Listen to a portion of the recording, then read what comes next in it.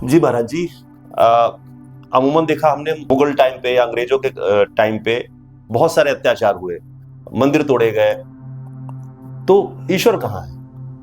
इतने सारे लाखों लोग मार दिए गए, हजारों लोग मार दिए गए, तो ईश्वर खुद आके हम त्राहिमाम करते कि हे राम, हे शिव, मुझे बचाओ। तो क्या भगवान आएंगे या हमको अपनी रक्षा खुद करनी? कौन रक्षा करेगा? किसके भरोसे रहे, या खुद हथियार उठाए? क्या करें? देखिए, प्रश्न तो बहुत ही अच्छा है। आपने राम का नाम लिया, शिव का नाम लिया। पहले इनके चरित्र को हमें अच्छी तरह समझना होगा। ये जो हमारे महापुरुष हैं, जो ईश्वर हैं हमारे, जो ईश्वर के प्रतिनिधि हैं हमारे, जिन्हें हम ईश्वर समझते हैं, उनके चरित्र को अच्छी तरह समझना होगा, उनका मैसेज अच्छी तरह समझना होगा। आपने त्रिपुरासुर का नाम सुना है? त्रिपुरा सुंदरी। जब त्रिपुरासुर ने जीवन के आवश्यक तत्वों पर अधिकार कर लिया,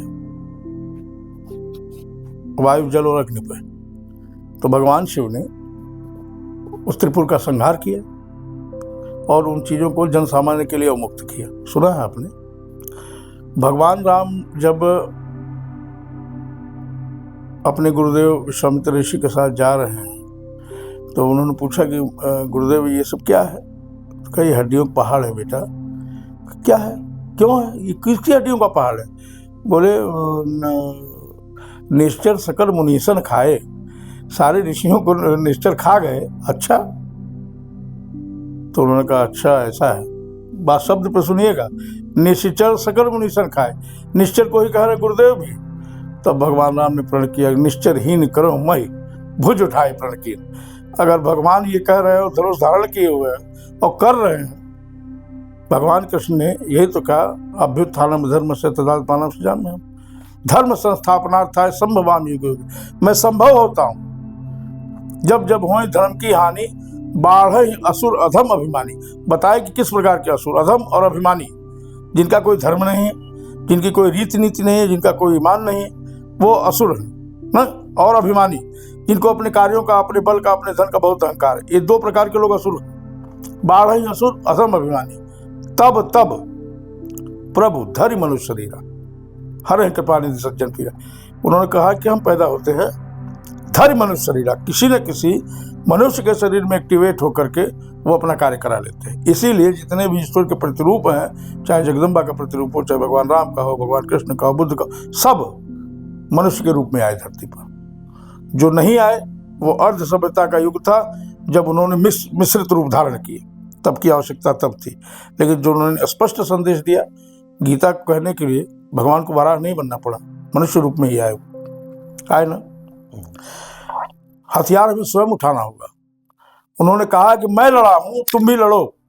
वो बैठ के मंत्र जपने से मुझे नहीं लगता है कि कभी ईश्वर आपकी रक्षा करने आएगा। ईश्वर आपके भीतर एक्टिवेट होगा। आप जब खड़े होंगे, अपनी रक्षा के लिए उद्यत होंगे, ईश्वर आपके भीतर वो आवश्यक शक्ति भरेगा, आवश्यक प्रेरणा देगा, आवश्यक आपको इच्छा शक्ति देगा कि आप उससे अपने शत्रु को पराजित कर सके।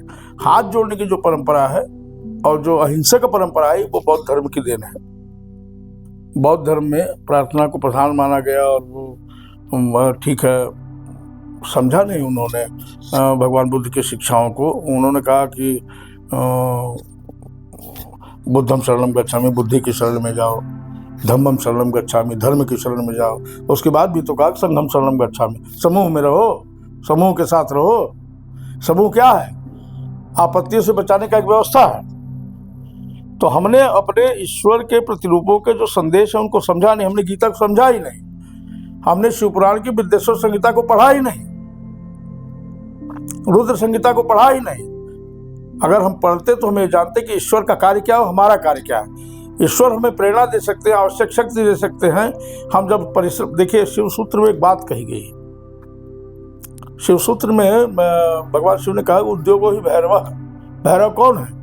पूरे पावर के साथ, पूरे जितनी ताकत है उसके साथ निनाद करते हुए, हम लोग कहते हैं ना बजरंग बली की जय कुछ उठाना होता है, तो वो निनाद करते हुए जो अपने पराक्रम को दिखाए अपने लक्ष्य के प्रति, वो भैरव है।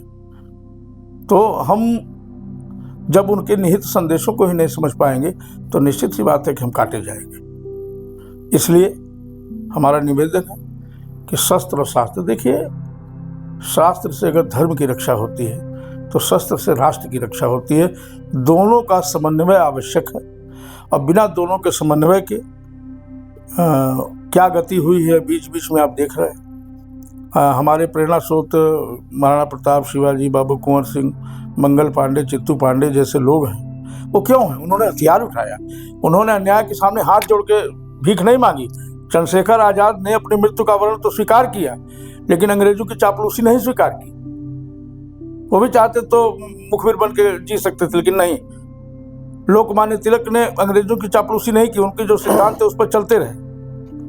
तो हम ईश्वर के कृत कार्यों को सिद्धांत समझ के अगर कार्य करेंगे तो हम ईश्वर के प्रति कभी आपत्ति नहीं व्यक्त कर सकते।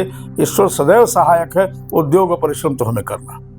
यानी महाराज जी, अगर हम पूजा पाठ कर रहे हैं और ईश्वर की मूर्ति सामने लगी हुई है, शिव जी हो या बजरंगबली हो या काली जी हो, तो हमको उनसे प्रार्थना करने के बजाय, अगर हमारे ऊपर आक्रमण होता है तो उनसे प्रार्थना करने के बजाय हमको उनका विरोध करना है और शक्ति अपने आप हमारे अंदर आएगी। हाँ, वो उनसे प्रार्थना हम इतना ही करें कि हम प्रभु आपकी तरह चल रहे हैं। भगवान हनुमान जी लंका में घुसे तो अक्षय कुमार को पहले मारा ना, जो युद्ध करने आया।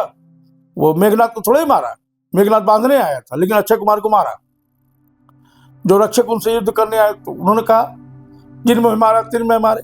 तो जब ईश्वर का, जिन्हें हम ईश्वर, आप बजरंगबली की बात की, आप शिव जी की बात की, जब उन सबने अन्याय के विरुद्ध सशस्त्र प्रतिकार किया तो हम क्यों नहीं करेंगे? हम उनसे केवल प्रार्थना करें, प्रभु आदेश दीजिए, मैं चल रहा हूँ लड़ने। वो आवश्यक शक्ति प्रदान करेंगे। लेकिन अगर आप हाथ पे हाथ धर के बैठे हैं तो गदाधारी हनुमान की पूजा के पात्र आप नहीं हैं, तब त्रिशूलधारी शिव आपकी नहीं सुनेंगे। जब अगर आपके अंदर परिश्रम है, आपके अंदर ताकत है, आपके अंदर साहस है, तभी ईश्वर आपकी सुनेंगे और ईश्वर आपकी मदद करेंगे। जैसे महाराज जी, कुछ जगह मैंने सुना है कि रामलीला हो रही थी, परशुराम में धनुष भंग का काम हो रहा था और किसी शरारती तत्व ने धनुष में सरिया लगा दी, तो वो जो तेज था श्री राम का, उसकी वजह से धनुष तो टूट गया, क्योंकि ऐसे किसी इंसान में तो पावर है नहीं। लेकिन वो उस समय, उसके बाद वही स्टेज पे डेथ हो गई। तो ऐसी कुछ, हाँ, ये बहुत पुरानी घटना नहीं, बहुत उत्तर प्रदेश की ही घटना है। मेरे क्या घटना थी महाराज जी, बताइएगा। शायद ये हरदोई अथवा शाहजहांपुर की घटना है, और वहाँ के गांव में रामलीला हो रही थी, शायद सेहरा मऊ के आसपास क्या हो रही थी वहाँ रामलीला। गांव का नाम विस्मृत हो गया। तो वहाँ पे जो डायरेक्टर थे, वो राम का जो अभिनय करते थे, उनसे उनके अच्छे संबंध नहीं थे, गांव के ही लोग थे। तो उन्होंने वो सरिया डाल दिया बीच में धनुष के, और नहीं टूटेगा। तो जब व्यास जी जो अयोध्या से गए हुए थे, जब वो चौपाई पढ़े जा रहे हैं, राम से धनुष टूट ही नहीं रहा है, तो व्यास जी ने भगवान का विनय किया, कहा प्रभु इज्जत आपके हाथ में है, आपके गुण का मैं गान कर रहा हूँ, आपकी लीलाओं को का गुणगान कर रहा हूँ, और ये आपकी प्रतिष्ठा का सवाल है। तो निश्चित रूप से भगवान का जो तेज है आवश्यक बल तोड़ना, तो उसी बालक को पढ़े जो राम का अभिनय कर रहा था। लेकिन भगवान राम की शक्ति और उनकी आस्था व्यास जी की, दोनों जब एक साथ आई तो धनुष भंग हुआ। हमारे बनारस में महाराज रामनगर की रामलीला में भी एक ऐसी ही घटना घटित हुई। एक पांडे जी का परिवार जो हनुमान जी का अभिनय करता था, उसमें अंग्रेज रेजिडेंट ने कह दिया कि भाई तुम्हारे हनुमान तो लंका समुद्र लांग के चले गए थे, तुम काहे नहीं जा सकते? बोला जा सकते हो, हनुमान अगर है तो जा सकते हैं। तो फिर उन्होंने, वो पुजारी थे एक किले में, काले हनुमान जी हैं रामनगर के किले में, वो छलांग मारने की मुद्रा में किले के दक्षिण दीवार में बैठे हैं, उनका स्मरण किया और वो पूरा नाला लांग गए, और लांघने के पश्चात उनका देहांत हो गया, ये अलग बात है। लेकिन वो नाला लांग गए और हनुमान जी ने अपने भक्त की रक्षा की। तो मेरे कहने का तात्पर्य यही है कि वो रक्षा तो आपकी करेंगे, वो आपका सहयोग तो करेंगे, लेकिन परिश्रम तो आपको करना पड़ेगा, शारीरिक, मानसिक। वो आत्मिक मदद करेंगे आपकी। आपके तलवार से एक के साथ 3 लोग मर सकते हैं, ये ईश्वर का कार्य है। तलवार तो आपको चलानी पड़ेगी, ईश्वर तलवार चलाने नहीं आए। देखिए महाराज जी, दोनों घटनाएं जो अभी आई, धनुष टूटने वाली और हनुमान जी वाली, तो अगर ईश्वर हमारे शरीर में आते हैं तो क्या फिर वो अंत तुरंत होगा? देखिए, अगर ट्रांसफार्मर पर 5000 वाट का भी बल्ब लगा देंगे, जलेगा क्या? वो तो उड़ जाएगा ना। तो ईश्वर तो अतीन्द्रिय शक्ति है, उनको हमारी इंद्रियां कहाँ झेल पाएंगे।